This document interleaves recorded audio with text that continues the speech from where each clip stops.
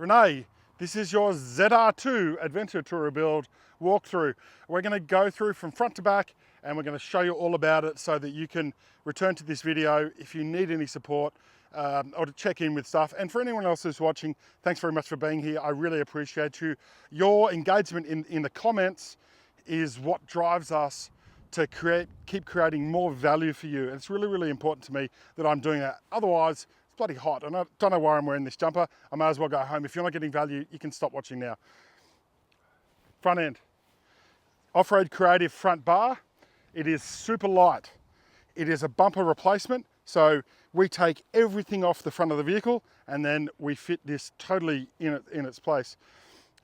Front axle load is a major issue with all four-wheel drives and SUVs in the light vehicle market. So we've chosen off-road creative for a couple of reasons. One of them is that it's super lightweight. It's really, really high quality. It's made in Australia and the team are amazing people. They're dialed in, everything works. We never have issues with the processes around this bar. So when we were scoping this out with Renae is so deliberate. She was dialed into absolutely everything about this build and she's been, you and Josh, thank you very much. You've been fabulous to work with and I really appreciate you. Steady Evos up front. So they're a flood beam. So we've sacrificed a bit of range for dispersion. This will still give you like 600-700 meters, but the peripheral vision, which is really where it's at, this is what these are fabulous for. 30-inch steady single row LED light bar and steady C4s in the wing. They're a flood pattern, and if you can actually see the reflector. See how it's parabolic, and it's got all those different angles. What that does is it spreads the light. So a spot configuration will be a conical reflector, and that'll give you the range. And if it's got a mottled front that you can't see the reflector, that's dispersion. It's like a flood or an area type light. So the ability to self-recover is handled by a carbon winch. We love the guys at Carbon. They've been big supporters of ours for ages, and we really love working with these guys. Under the bonnet, we have here some electrical stuff going on. We have your light relays for the steady lights there on the front. We have Anderson MIDI fuse and rear battery MIDI fuse. We'll show you the battery and its location under the seat in a second. We have here the winch control system. So this is the main power for the winch. In this position here, where it's red, that's no go, no bueno. And that's in the green is go. That means the winch is live and it's important. It's important to do that before you think you're going to get stuck, right? So if you're in a situation, especially where it comes to maybe like crossing, like water crossings, or getting to a situation where you may need to winch rapidly, set this up in advance so you don't have to come under here and open the bonnet and turn it on. If you're in a precarious position, there may be some benefit for you in doing that. I wanted to pay particular attention to the PPF wrap that we've installed on this vehicle with the guys at Australian Detailing Services. We work closely with them. Fabulous outcome. It's one of the neatest wraps I've ever seen. I've been off-roading and building adventure touring vehicles now for 34 years. So this is the neatest job that I've ever come across. It has been sitting around a bit, so it's a little bit dusty, but you wouldn't be able to tell, right? If you have a gloss paintwork, and as soon as it gets dusty, you can see it, but not so much on this build. Up front, we have 4.2 ton GVM replacement shocks with remote reservoir. They are adjustable. And so what that means is that you can dial in the ride feel for what feels comfortable for you, how the vehicle is performing, with weight, without weight, adjust it. Renae will show you in the handover how to action that. So please allow maybe an hour to 2 hours when you come in, because we'll go through all of this again with you. Method heavy. Probably explain why they're dirty. Method wheels, black, heavy duty. Toyo open country 35, 12.5, 18 tyres. The reason why we have to fit these wheels and tyres is to account for the increased axle load on this vehicle. So it's a little bit grubby because we already took a trip up the Wattagans and tested everything. No, we didn't. We didn't. It's just because the vehicle's been around a bit that, you know. We did that in stage 1. And because we did it like stage 1, while we were waiting for the bar and the canopy and all that stuff to come in, we built this vehicle first with the GVM, got it on the road so that Renae and Josh could use it, and it's come back and it's a bit grubby. That's okay. So upstairs we have a front runner roof rack, and that if you'll just pay attention to the profile, how it comes down here and just sits. Look at the gap. Look at this gap in here. How perfect did we get that alignment? There's just enough space so that as the cab and the canopy, because they flex at different rates, if you're going off-road, things are going to twist at a different rate. There's enough space there for things to move. But it also, like, that's storage. In my brain, that's storage capacity. What we've also done is we've included the front runner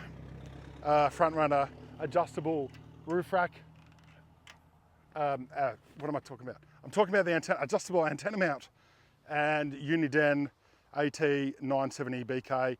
So we've actually got 2 antennas. One of them is for low dB of gain for mountainous country, and the taller one, 6 dB gain for flat country where you need a skinnier, unlike me, longer signal. You put the different antenna on. So it's a longer antenna, but we'll go through that with you. Anyway, side steps, electric. These are really cool. Off-Road Industries, thank you very much, James. They have lights underneath them, like puddle lights. So as you open your door at night, whatever, it actually will illuminate the space under, because who likes getting out of your rig at night and stepping into a puddle or some canine's excrement? Nobody likes that. It helps me too, even though I'm 6'1" tall, this vehicle is reasonably tall. Even I use it to get in and out of the vehicle. So that's great. Internal, we'll go there in a sec. But for now, we're gonna go down the back and we're gonna talk about the rear suspension and airbags and shocks and long range fuel tank. So in the back of this vehicle, we've got 200 kilo constant springs. We also have airbags and we have Vertex adjustable shocks, and that's all part of the 4.2 ton GVM upgrade. So we have lots of questions about spring rates and what things should be, and all this faff around Facebook pages about what spring rates people should get. Guys, you don't need the biggest, heaviest springs that you can get. You don't need the biggest GVM you can get. It's all about weight maths, about axle loads, GCM, GVM, and the important thing is that you're super deliberate about your weight maths. If you put 400 kilo springs in the back of this vehicle, you're gonna unsettle your insides and you're gonna break your teeth because it's gonna be so firm.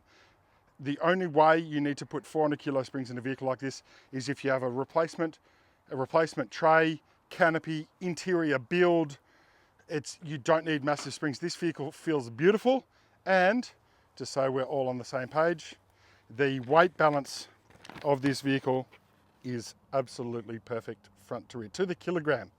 1251 kilos front axle load, 1251, I beg your pardon, 1521 front and rear. So that's going to result in fabulous ride feel. And because we've got the airbags in there, when Renae and Josh put their caravan tow ball load on the back and they load everything in the vehicle, they can inflate their airbags to combat the load and dial in the shocks and air pressure at the same time. And this vehicle is going to handle any load that Renae and Josh throw at it. So talk to me, call me please. If you've got any questions, I really want to guide you in the right direction so you get a really, really high quality outcome. It's super important to me. I've been doing this a long time. I care about you. Storage, like the roof rack in this vehicle, there's not a huge fit out in the rear, but we have here a stainless steel Titan canopy, and that represents stacks of storage for Josh and Renae. And I don't know specifically what they're going to chuck in there, but they've still got about 70% of their boot space available, even though we have a big ass bloody Dometic fridge and a fridge slide. And my clever team have actually had to, when they put the Dometic fridge slide in here, because the tailgate's raked, you have to elevate the fridge platform. So what that means, you can see here, it's pretty tight, right? Bloody clever bloody people that on my team. And Pancho, he's also bloody clever. He's designed this little stopper, right? Because we have here a chopping board. Bloody clever, Dometic. I'm surrounded by clever humans, and I really appreciate them all. So, fabulous idea. So if you're out and about and you want to go and prepare your lunch or something, you can pull your business out and make your sandwich or a margarita or something. I don't know, whatever. You can, and then once you finish, give it a wipe down, chuck that back in. What are we going to call this? The Pancho pivot tab, right? Yeah. So that lives in there. This is the actuator. You just move this this lock, right? So it's pretty bloody tight. And incidentally, Renae, looking down the side here, there is your ARB twin air compressor, and here is your outlet down here. So you can plug your stuff in there. One thing I did forget. Let me just move this stuff. Incidentally, Renae, here is your 6 dB antenna, right? And the poles for your awning are in there. So I'll just chuck these in the front, and then I'll show you what else is going on in the back here. Bloody knock it off, bloody crows. Magpies. What's really important when you have anything that slides in a vehicle, you need to manage the cable routing. So as you can see here, we have a cable track that handles that. Bloody simple device, but it means that you're never going to chop your bloody power cable. You're never going to chop your power cable up when you're putting your fridge back in. Let's have a look what's in this box. I don't even know. Okay, steady covers for the front. They're like the little bezel things. The covers for your steady C4s. That is for salt spray, typically. That is for stealth. That is for like dust, right? Fog, that's also for. So we'll just insulate them, put them back in there. And then, oh, someone really clever did that. Here is your winch control. That's a tank winch. Spare battery. Spare battery, which is fabulous because these often sit around for a while. So that goes in there. Chuck that back in. We have the wired winch remote. What's this? Oh, this is the spare condom for the not condom. Oh, man, sorry, I'm so sorry. It's the first thing that came to me. That's for your UHF antenna. So you want to take your antenna off, you chuck that on. It has the Allen key. Don't forget. Don't try and take the antenna off without undoing the grub screw, because you will destroy it, I promise you.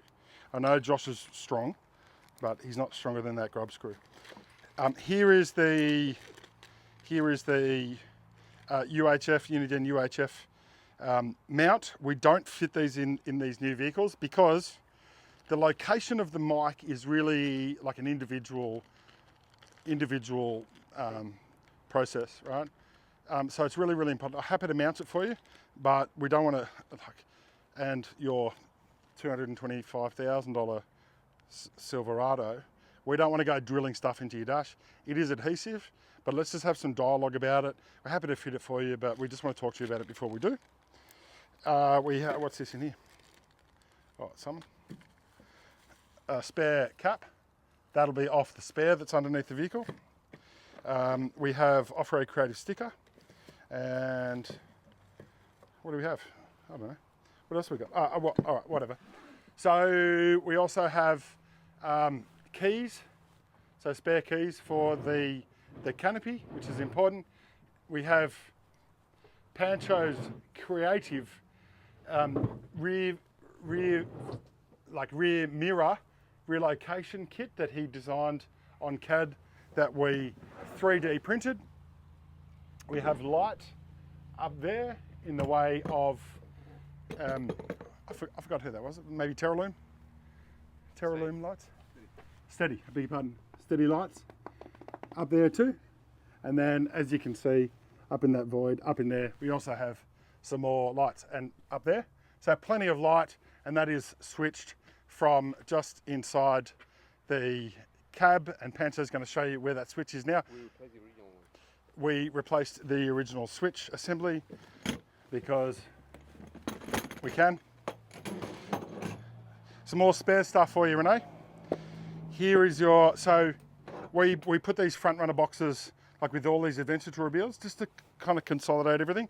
We probably could have put all that stuff in there, but yeah, whatever. Vehicle jack stuff, tie downs for your rooftop tent awning stuff, your guy and peg kit for your awning. By the way, this is the first time that I've looked at this, so I'm just making this up as we go on. I just want to be honest. All the spares, these are non-vital spares, these are like leftovers. It's actually spare bits and pieces that have come off from the airbag inflation kit, which is in the cab on our bracket that we developed, that means Pancho designed and printed. We have your air compressor stuff, your hose, and whatever that bloody thing is in there. I don't know. There's something in there. Have a look. I don't need to go through everything. I don't want to take all your joy away. And what's this bloody thing? Oh yeah, more 23.0 stuff. So probably, I don't know, actually. I just want to be honest, I'm not actually sure what that does. But it's in here, that's the important thing. So, this is kind of what the final result looks like, but we're not going to go there just yet. Stay to the end and we'll brief over the last few pieces, including the investment it requires to get into a build like this. But for now, electrical system. So we have this under tray seat box. This is our aux beam trigger system for the switching and everything above in the roof console, above the driver. We have our 30 amp hour MPPT controller that is going to provide plenty. That is powered by the solar panel that's on the top of the rooftop tent. We have a 30 amp DC-DC charger. This is going to recharge this Invicta battery so quickly. But I just wanted to give credit to my team for the really, really neat job that they have done on the wiring. Here is your DC-DC fuse, your solar MIDI fuse. Over here we have 2 air compressor MIDI fuses, because that compressor pulls like 60-80 amps at full song under full load, and we have the solar MIDI fuse, Renae. So if you have any challenges, electrical issues, this is where everything is located. Your control systems for your airbags, your lighting, your everything basically is controlled from the panel that we've designed, which houses the aux beam 6 switch unit. You can see that we'll walk you through the app where you can control all the systems. On the right hand side we have the Airbag Man airbag gauge, and in the handover we'll show you all about what that is. We have the compressor, that's compressor on, and then you have inflate, and you also have deflate left and deflate right. So you can see it all there, it's all live. There's no real delay, which is great. And you can see also on the left hand side there, on the aux beam, you can see you have the light bar and spotlight switches. So let's go around I think that's it. Let's go around the back, and I want to show you your wiring diagrams and your care package. So see you around the back.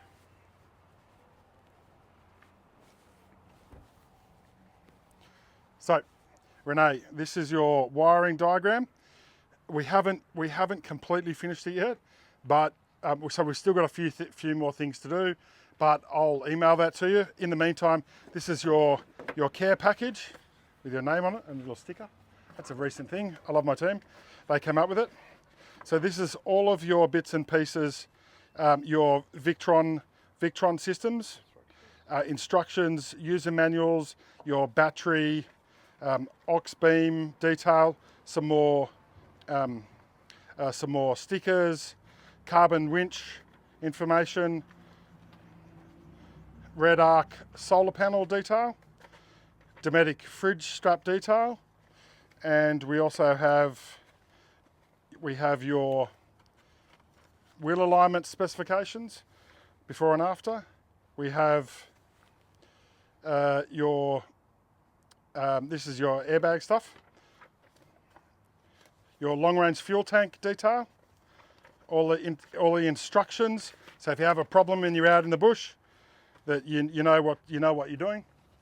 We have exhaust stuff, all the individual components that have gone into building your exhaust. And incidentally, Renae was the first vehicle that we had the aftermarket exhaust where we had a problem with the bimodal actuator. So we've got a previous video where we talk about the problems that we had, and we've got that solution in here. I need you to test that for me, a couple of months. I'll get you back in, we'll do a spanner check. I want to check that to see how it's surviving. Your camera relocation stuff, your camera bracket up there, that's creatively designed by Pancho. And your 23.0 information about your Panther rooftop tent and your 270 awning. So this will be in the vehicle. So this is what it looks like when your vehicle's all ready, set up, ready to sleep, ready to camp, ready for adventure touring. So it's bloody fantastic. And we're stopped down here at Curl Beach today, and we have had no end of interested individuals coming to have a look. We even had some dude wanting to climb up and have a look in your bloody tent. That's how interested people are in this build. So I don't think there's anything else that I really need to talk about. Pancho and his Pajero, fantasy fetish. Guys, we can support you through this whole build process. If you want to align with someone who's geared to outcomes, like outcome centric, not product focused, we can guide you in the right direction. If you need help to source a vehicle and you need someone who's going to support those pre-rego modifications, call me, because we have contacts in the Silverado space and we work with these people all the time. Now, if you're wondering what your investment's going to be to get into a high quality build like this, I can tell you that the rough investment value in a build like this is right around $225,000. Now, our portion of that is right around $75,000. I'm not going to go into specifics, but it's right there. All of this full build broken down into individual components is on the website. So go and check it out. And I really appreciate you if you're here at the end. Thank you so much. And check out the other build that we just completed for Matt. That's his 3.65 adventure towing build. Thanks for tuning in. I love you, man.